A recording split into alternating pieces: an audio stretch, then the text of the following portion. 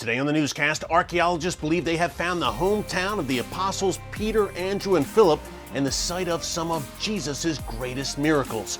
We'll take you there today on the shores of the Sea of Galilee next.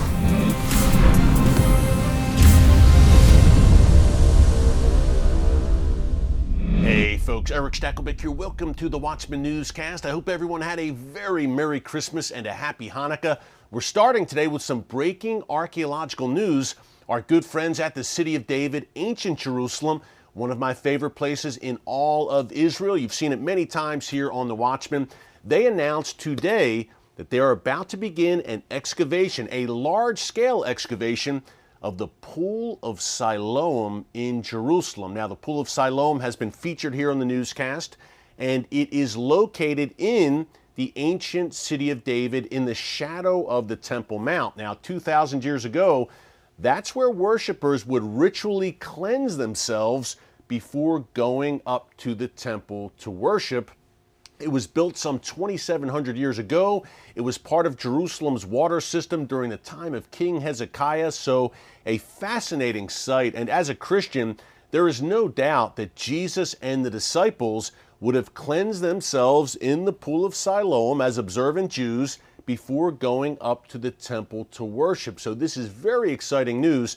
Now, what you've seen on the newscast previously of the Pool of Siloam is the small portion that has already been excavated. But again, the Israel Antiquities Authority, the great archaeologists there, are about to embark on a major excavation. You got to believe the Pool of Siloam was huge 2,000 years ago, right? To accommodate all of those worshipers. So a major excavation, and they will be opening it to the public. That is very exciting, folks. We will give you updates on that.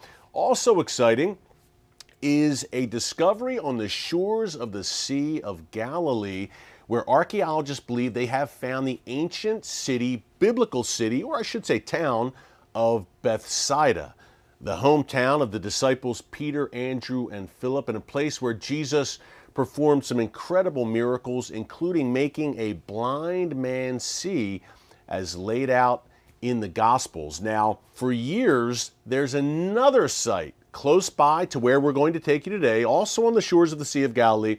It's called the Et Tel excavation. Many have believed that Bethsaida was located there, but the two gentlemen you're about to meet today, Professor Stephen Notley, he's an American Christian, and Professor Moti Aviam, a top Israeli archaeologist, they believe that their El Araj excavation is indeed the actual site of Bethsaida. They started this excavation just a few years ago. It is right now an active archaeological dig, and we are going to take you there right now. This is a clip from the Watchman show on TBN. Remember, you can catch the Watchman every Thursday night on TBN at 10 p.m. Eastern Time, Fridays at 6:30 p.m. Eastern Time. Let's head now to the shores of the Sea of Galilee, to the very place where it is believed Jesus once walked in the town of Bethsaida. Take a look.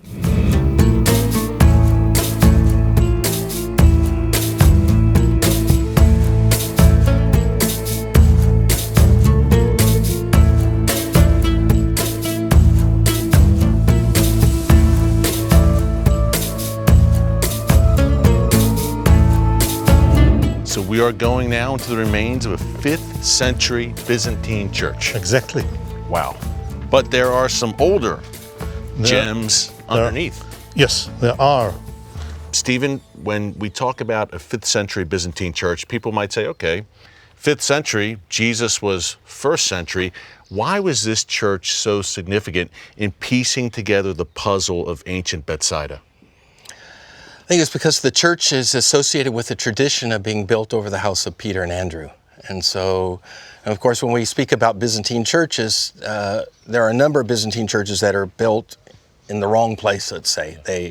They start having pilgrimages in the 4th century. They need to remember events, remember sites, and sometimes they don't know. But it seems that this church, because this church happens to be built on top of Roman period remains, it seems that when they came and built this church, they actually remembered the site of 1st century Bethsaida and constructed the church here to commemorate the house, the home of Peter and Andrew. People say, okay, you're saying Bethsaida has biblical significance. Wow. a lot. The Gospels lay out a lot that happened here, very significant signposts in Jesus' ministry. But there is an inscription that you guys uncovered on the El Araj excavation. Why is that inscription from the 5th century so significant? Because that inscription sort of ties Peter to this church. There were those who said, okay, you have a Byzantine church, but how do we know that it's the one that we read about in the Pilgrim reports, that it's built over the house of Peter? And the inscription was found. It was a medallion inscription, and it was a dedication in honor of the benefactor who financed the mosaic floor. Yeah. And within it, there's an entreaty, a petition for seeking intercession from the chief of the apostles. And that is routinely the person of St. Peter, the apostle, and asking for him to intercede for the benefactor. His name is Constantine, not the emperor, probably some other figure, and his children. And so that was the, if you will, the smoking gun or the connection to Peter to this church. And again, if this is the church that's built over the house of Peter and Andrew, it's also clearly a sign that this is Byzantine Bethsaida. All of those sort of come together. The inscription sort of brings those all together in one point, and again strengthens the continuing evidence that we're unearthing to suggest that we're on the site of the lost city from the Gospels, Bethsaida, which was the last city that we had not yet located.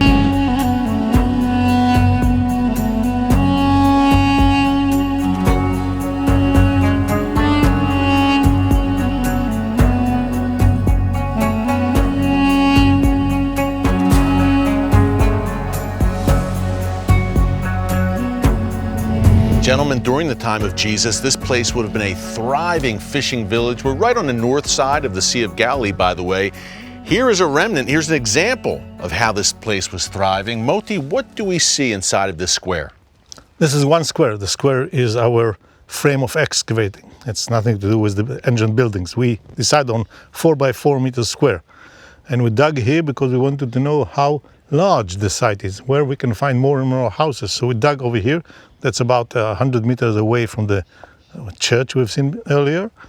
And 30 centimeters below surface, a wall of a house dated to the Roman period. Wow. 3rd, 2nd century CE. What you see here is the paving of the courtyard with a taboon, a cooking oven in the courtyard. Then there is an entrance to the room, one of the rooms themselves, and in there we discovered 2 cooking bowls, 1 jar, 3 bronze bowls, oil lamp, and a bottle. And just yesterday we took from here an iron pickaxe. An axe. Yeah, and wow. And this morning we found here an fishing weight. Okay. So it's not a surprise. We have hundreds already. It's on the shore. People who are fishermen. It's a fishing village. So this is a fishing village, and we are going next week to expand the dig with another square over there to get a little bit more from the house. And in coming year, we do want to enlarge our. We finished the church this time. Now we'll go to see more about the Roman village. You'll be digging this place up, and hey, it's exciting. This is an active archaeological dig, a rare privilege for me to be here. And you didn't have to dig very deep, by the way, to uncover that treasure trove, Moti. Fascinating. Who knows what is next here? We'll talk about that in a minute too. 30 centimeters below, we'll get into the 1st century. You'll get into the 1st century, and that's the time of Jesus, Stephen. And look, there are places in Israel where you could see, well, maybe Jesus walked here. Pretty high likelihood that he walked here, where we are standing right now, biblical Bethsaida. Okay, why was this site so significant in Jesus' ministry? And what are some of the just incredible events, some of the most incredible events in the Gospels that occurred right here? I think one of the things that drew Jesus here is the number of his followers. We know at least, according to John's Gospel, Peter, Andrew, and Philip, probably others of we don't know where all the apostles come from. Likely others came from here as well. So I think that's one of the things that drew Jesus here, is that this was sort of their home base in a sense. I mean, he was also in Capernaum, but he seems to have spent significant time here. Mark's gospel gives us the account of the healing of the blind man. One of the interesting things that sometimes is overlooked, that when Jesus is on the northwest corner of the lake and comes across the lake to the other side, in English that's a relative term, but in the direction of the Gospels and the language there, that's always here. It's always referring, when it uses it, it refers to coming here to the northeast corner of the lake. Bethsaida is the other side. Yes. They're referring to. This is where he comes over here. And of course, this is still Jewish population here along the lake. As you move farther south, you have mainly Gentile, non-Jews down there. That's why when they're sort of blown off course after the storm, remember the storm and the calming of the storm, they come into harbor at Gergesa, and you have the Gergesene demoniac, and of course the raising of the pigs. And people always say, what are Jewish people doing raising pigs? That's not Jewish population there. Up in here in the northeast corner of the lake, if you think of the lake as a clock, like 1 o'clock on the lake, just on the other side of the Jordan, we have Bethsaida, where we have fishing. We have people coming through here, transiting from Galilee over up onto the Golan Heights. So this would be a main travel route through here. And it seems that a lot of Jesus' ministry took place in this area. One of the events that Luke is very clear about, the feeding of the 5,000 takes place in the wilderness of Bethsaida, which again, the area of Midbar. It's not a desert. This is the wilderness area, the area that is not settled. On the outskirts of Bethsaida, it's here that we have the multiplication of the loaves and the fishes. Folks, what a thrill it was to walk in what may have been the ancient biblical town of Bethsaida. It doesn't get any better than that. Hey, a quick reminder again, that clip, if you like it, you can watch the entire show, episode 243 of the Watchman TV show. Just go to tbn.org. You can check it out, and you can watch the TV show every Thursday night on TBN, 10 p.m. Eastern, Fridays, 6:30 p.m. Eastern Time. Also, one last programming note before we go.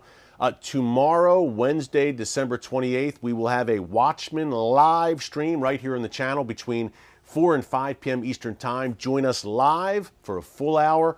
Bring your questions for our Q&A session. It is going to be good. Until then, thanks for joining us today. God bless you, and remember, never hold your peace.